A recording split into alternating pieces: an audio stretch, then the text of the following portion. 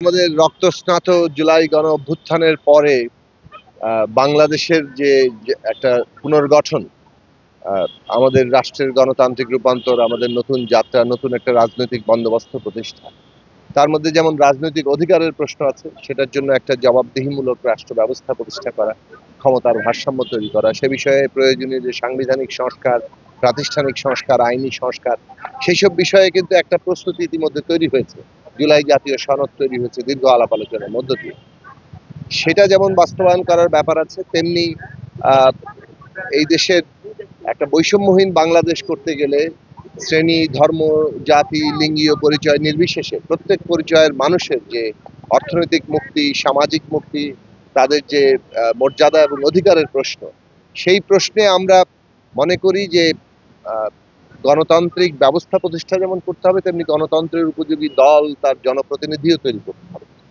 এবং সেই ঐতিহাসিক পর্বে আমরা আছি, যেখানে আমরা একটা বিচার, সংস্কার এবং নির্বাচনের যে মধ্য দিয়ে গণতান্ত্রিক উত্তরণ, সেটা আমাদের ঘটাতে হবে। ফলে আমরা সবসময় এই কথা বলেছি যে বিচার, সংস্কার এবং নির্বাচন হচ্ছে এই মুহূর্তে বাংলাদেশের প্রধান জাতীয় স্বার্থ। এর মধ্য দিয়ে আমরা আমাদের গণতান্ত্রিক উত্তরণে যেতে পারবো। আমাদের শহীদের রক্তের ঋণ আমরা আহ, তাদের শোধ করার জন্য কিংবা তাদের আকাঙ্ক্ষা পূরণ করার জন্য আমরা আমাদের একটা প্রাথমিক উত্তরণ ঘটাতে পারব।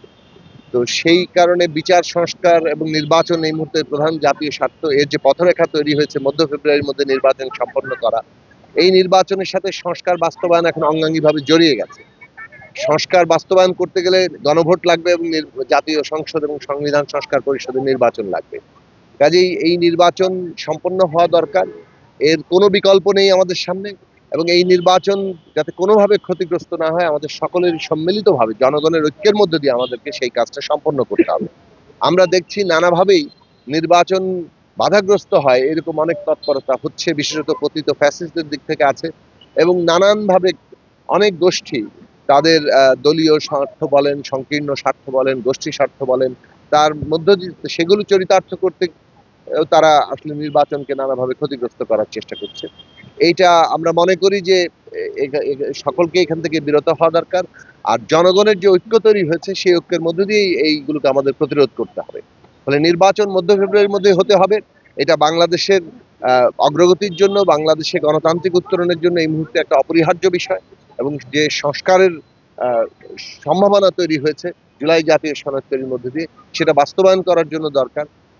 পাশাপাশি দেশের যে অর্থনৈতিক অবস্থা, সামাজিক অবস্থা, সেখানেও আমরা যদি একটা ন্যূনতম অগ্রগতি এবং বিকাশ আনতে চাই, বিপর্যয় থেকে নিজেদের রক্ষা করতে চাই, তাহলেও নির্বাচন দরকার।